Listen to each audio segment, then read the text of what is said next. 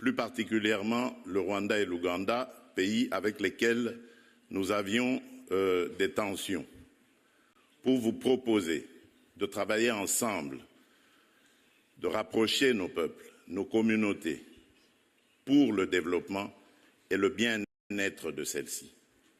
À aucun moment, je n'ai affiché une attitude belliqueuse, quelle qu'elle soit, à l'égard du Rwanda ou de l'Ouganda ou d'un autre de nos 9 voisins.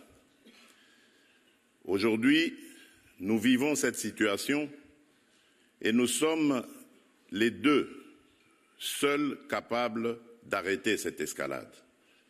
Je le dis en prenant à témoin le président João Lourenço, notre président actuellement de l'Union africaine, dont je rends d'ailleurs un hommage particulier pour son implication dans cette crise et qui, comme vous le savez, était à quelques encablures de la régler définitivement. Mais malheureusement, sans aucune raison, en tout cas je n'en ai jamais entendu jusqu'à ce jour, vous avez boycotté cette cérémonie alors que nous étions à 98% déjà de recouvrer une paix durable. Mais il n'est pas trop tard pour bien faire. Et c'est pour ça que je prends à témoin ce forum et à travers lui le monde entier pour vous tendre la main, Monsieur le Président, à ce que nous fassions la paix des braves. Et cela demande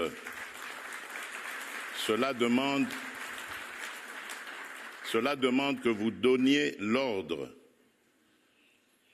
aux troupes du M23 qui sont soutenues par votre pays d'arrêter cette escalade qui a fait suffisamment de morts comme ça. Nous les comptons par millions depuis des années. L'histoire nous jugera. Il est temps d'arrêter et de nous tourner vers la paix et le développement.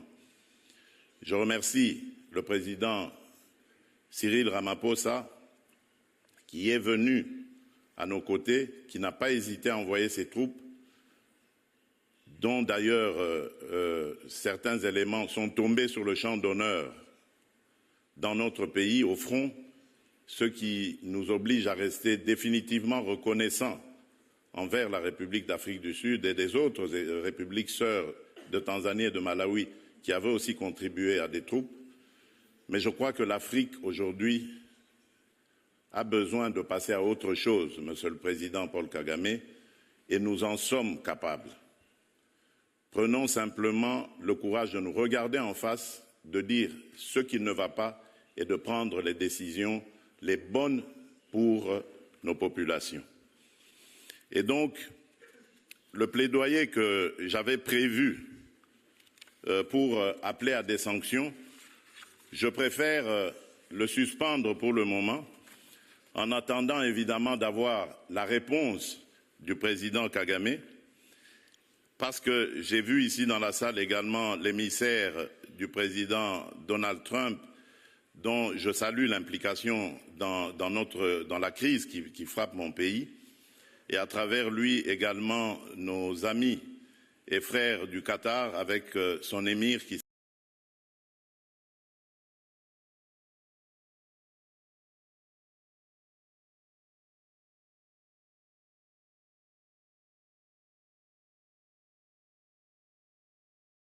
le président Lourenço, qui aussi est à nos côtés pour ça.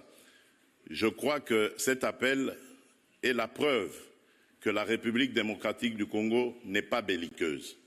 La République démocratique du Congo veut la paix, la véritable paix qui va entraîner la stabilité et permettre le développement de cette région qui, pour moi, est l'une des plus belles régions du monde, c'est-à-dire cette région des Grands Lacs.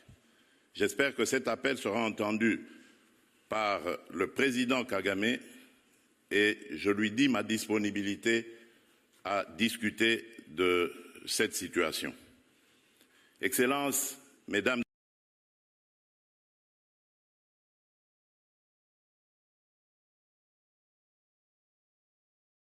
signé en 2023 et confirmé le vœu de le voir fondé sur les réalités d'aujourd'hui, les ambitions de demain et la mémoire des erreurs d'hier. nous sommes prêts. Mais ce futur, nous voulons le construire ensemble, dès à présent, dans la transparence, dans l'équité et dans le respect mutuel. L'Afrique vous attend, la République démocratique du Congo vous accueille. Je vous remercie.